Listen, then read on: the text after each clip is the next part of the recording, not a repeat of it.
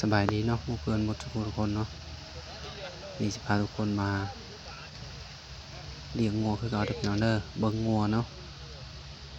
กับธรรมชาติงามๆทงไห้ทงนาบ้านนอกบ้านนาเฮาเนาะ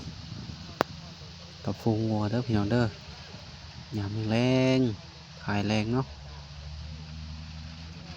งัวก็หลายนี่พี่น้องมีที่โตอ้วนๆพี่ๆเลยเด้อพี่น้องเนาะชีวิตสาวชนบทเนาะอยู่กับฝูงงัวฝูงควายอยู่กับไร่กับนากับหัวกับสวนบ่มีหยังหลายชีวิตสาวชนบทเนาะยามนี้ก็หาขุดปูขุดกบขุดเขียดเนาะพี่น้องเนาะเอาไปขายหาขัวหอยเนาะแล้วก็เลี้ยงสัตว์ยามแล้งฤดูแล้งไปหาของกระป๋อมหาต่อไก่เนาะ